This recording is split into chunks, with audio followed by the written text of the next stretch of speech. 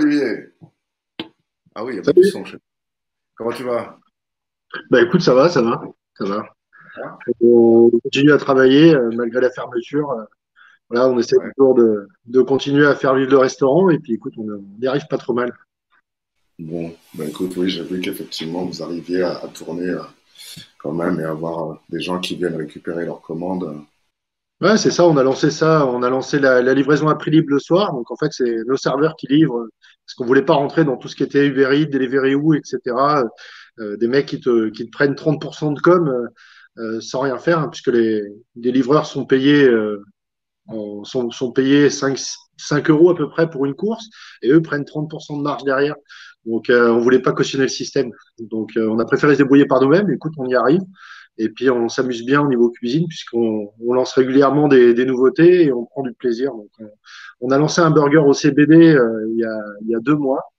Euh, on l'a pas fait, on l'a pas fait vraiment pour provoquer. On l'a fait parce qu'on aime le goût. Et nous, c'est ce qui nous guide. C'est-à-dire que c'est le goût qui guide notre cuisine. Et s'il n'y avait pas eu le goût avec, bah, ça aurait eu aucun intérêt, on ne l'aurait pas fait. Donc, donc voilà.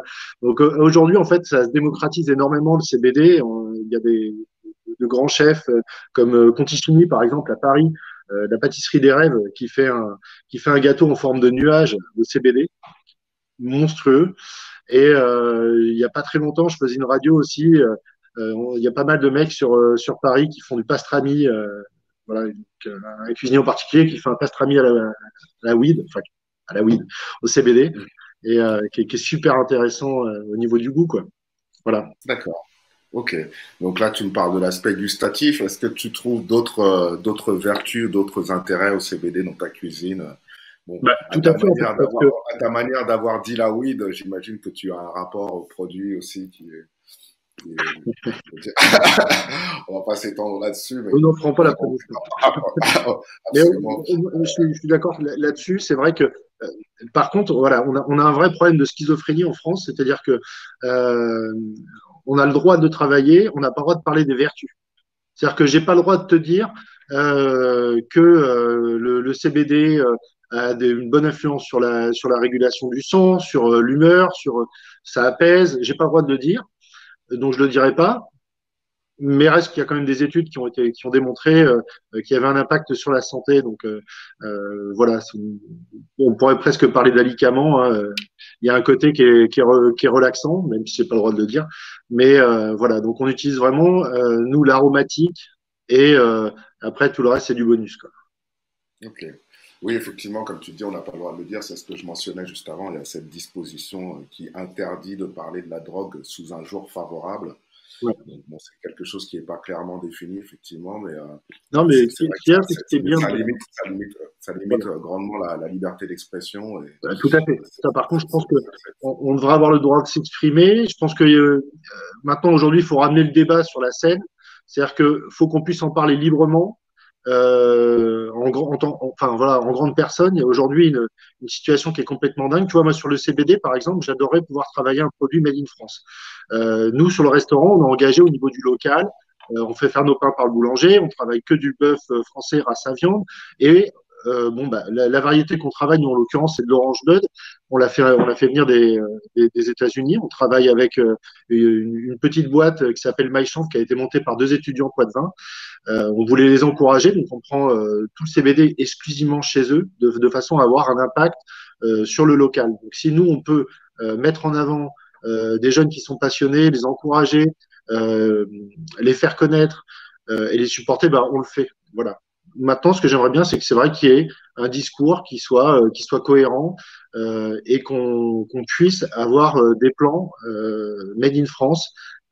D'autant que c'est un créneau qui pourrait convenir à beaucoup d'agriculteurs et qui aurait un impact économique important, conséquent. D'autant que tu vois, sur Poitiers, nous, on doit être à peu près à 4 boutiques qui vendent du CBD. Et donc, du coup, aucun ne peut vendre des produits français.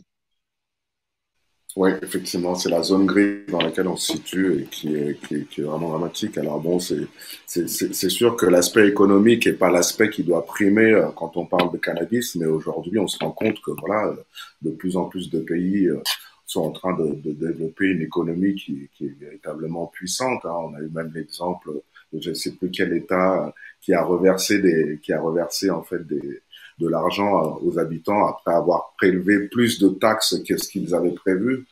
Donc on se rend compte qu'effectivement, il y a tout un tas de marchés en fait qui sont en train de se développer et sur lesquels on est en train de prendre du retard, alors qu'on est un pays qui en consomme énormément, que Ouais, ce soit effectivement bon, voilà, de manière illégale en le fumant ou comme tu le fais toi aujourd'hui en tout à cuisinant. fait. Alors que si on mettait le débat sur la scène, on pourrait avoir non seulement des produits made in France, mais surtout des produits de qualité.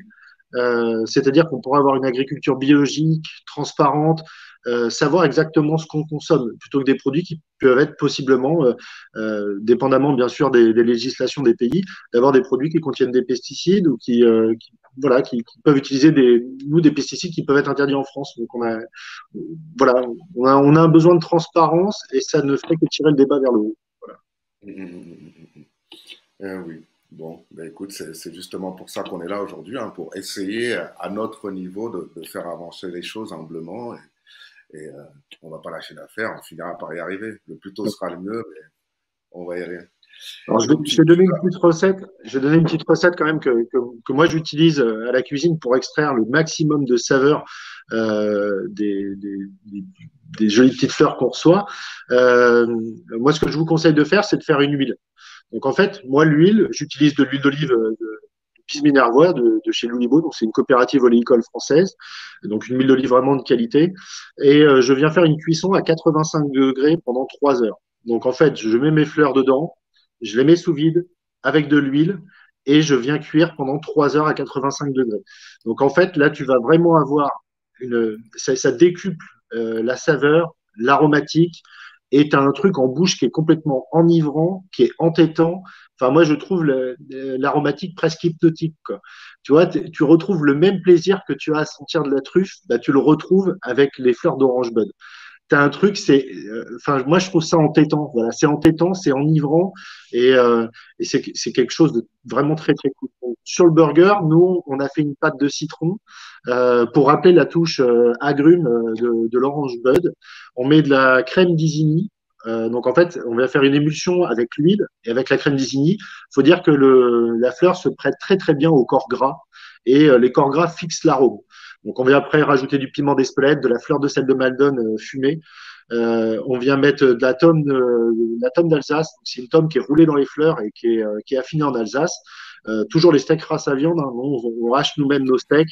On fait faire un pain au romarin et au pavot par le boulanger exprès pour ce burger. Et on a toujours notre confit d'oignon, cumin, gingembre dessus. Donc, tu as vraiment quelque chose d'aromatique, puissant, présent et naturel. super. Bah écoute, ça y est, j'ai faim, moi. Bah J'ai écoute, faim. si tu passes sur Poitiers, n'hésite pas à t'arrêter, je te ferai un burger avec plaisir. Bah, j'y manquerai pas. Je n'y manquerai pas, c'est clair. C'est clair. Voilà. Bon, j'en profite pour vous dire, messieurs, dames, dans le public, que si vous avez des questions à tout moment, n'hésitez pas à les poser. Le chat est fait pour ça. Donc, bien évidemment, toujours dans le plus grand des respects, mais n'hésitez pas, hein, si vous avez des petits conseils de cuisine ou autres à demander à Olivier ou aux intervenants suivants, n'hésitez pas à poser vos questions. Bon, ben, c'est super, super, super. Alors, est-ce que tu as d'autres sujets que tu voulais aborder, toi, Olivier, pour les 5 minutes qui nous restent? Non, bah, écoute, je pense qu'on a pu faire le tour, quoi. Je dirais que voilà, aujourd'hui, ce qui est bien, c'est de faire bouger les lignes et au moins de mettre le débat sur la scène, de façon à ce qu'on puisse en parler de façon sereine et apaisée et qu'on n'entende plus un seul son de cloche de personnes qui connaissent pas grand-chose au final et qui veulent imposer leur vision des choses. Aujourd'hui, on se rend bien compte que dans la société actuelle, il y a une très très grosse consommation et que de toute façon, tout ce qui a été mené jusqu'à maintenant suffira pas à l'enrayer. Donc, autant peut-être faire les choses de façon propre, de façon saine, euh, et, euh, et voilà. Je pense que le maître mot, c'est ça, quoi, c'est de faire quelque chose dans les clous, et de pouvoir en parler librement, et de pouvoir consommer un produit de qualité. Et voilà, sans parler de tous les aspects négatifs qu'il peut y avoir autour aujourd'hui par la force des choses et cette schizophrénie de l'État et voilà. Et puis le fait de fermer les yeux, puis les dépenses sont complètement dingues au final, alors qu'on pourrait encadrer quelque chose et le faire de façon propre. Ouais, bah, c'est l'idée, hein, effectivement, qu'on sorte de ce débat qui n'en est pas un, où on n'arrête pas de nous asséner les mêmes clichés depuis des années et qu'on caricature les consommateurs de cannabis ou d'autres drogues à des gens étant complètement déconnectés de la réalité. Oui, il est temps qu'on ait un débat, effectivement, avec une forme d'objectivité qu'on n'a pas encore connue aujourd'hui. Ouais. Alors, je Ouais, comprends je la vois qu'il y a une critique. personne qui s'interroge sur le sous-vide. Donc sur le sous-vide, en fait, moi j'utilise beaucoup les cuissons basse température. Donc c'est couplé avec un thermoplongeur. Le thermoplongeur, c'est dérivé du médical. À la base, ça servait à réchauffer les poches de sang. Donc c'est précis au dixième de degré près. Aujourd'hui, ça se démocratise énormément. Vous pouvez en trouver à peu près partout. Donc ça cuit dans un bac d'eau. On a une petite résistance avec une hélice qui vient brasser l'eau. Et donc c'est précis au dixième de degré près. Je prends une huile, je la mets au frais, parce que c'est important quand on fait du sous-vide. Il faut que ce soit à moins de 7 degrés. Sinon, ça fait avec l'effet cloche, en fait, ça va bouillir. Donc, on refroidit son huile, 7 degrés. On vient mettre les fleurs dedans.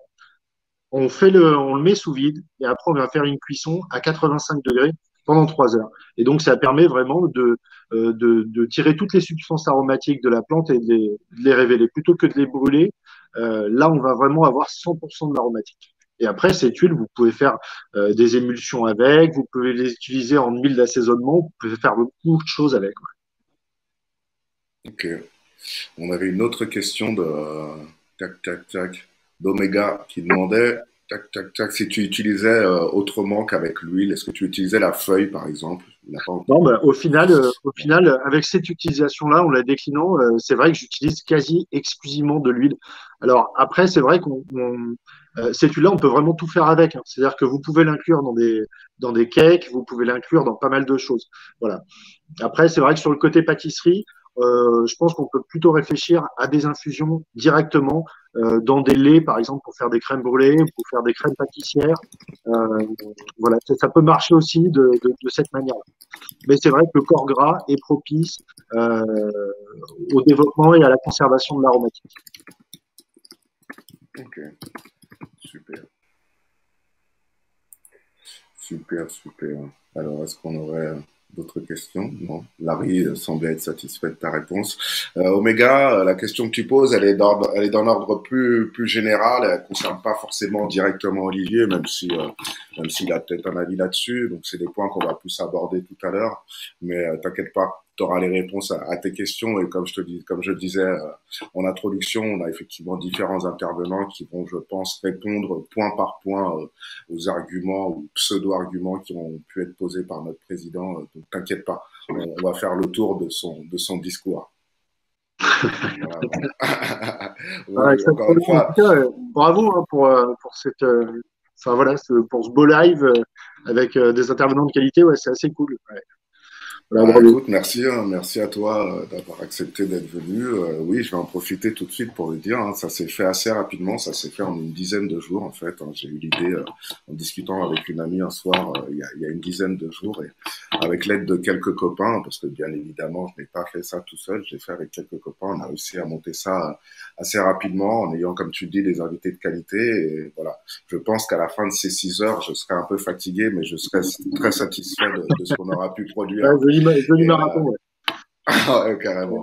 Mais j'en profite également pour dire qu'il y a de grandes chances, hein. Il est assez certain que cette première, en fait, soit une première et que je décline, en fait, ce rendez-vous en quelque chose de régulier, dans une formule bien plus légère, effectivement. Mais j'envisage, effectivement, donc de reproduire ça de manière hebdomadaire ou bimensuelle. Il y a tout un tas de gens qui peuvent être très intéressants à interviewer sur la question du cannabis et dans tout un tas de secteurs, hein. Tu en es la preuve. Donc oui, je pense que le 420 confiné et même déconfiné ne fait que commencer. Très bien. Bah, écoute, n'hésite pas. Voilà, je peux vous J'y trouver. manquerai pas. Voilà. Voilà. Bah, écoute, merci Olivier, merci beaucoup d'être venu. Mais écoute, c'était avec plaisir. Bonne, bonne soirée à toi et à ton équipe. Et ouais, dès que je passe sur Poitiers, je ne manquerai pas de venir goûter ces burgers. Ok, écoute, avec plaisir. Bah, écoute, un bon marathon. Merci. Allez, Allez, salut. salut Olivier.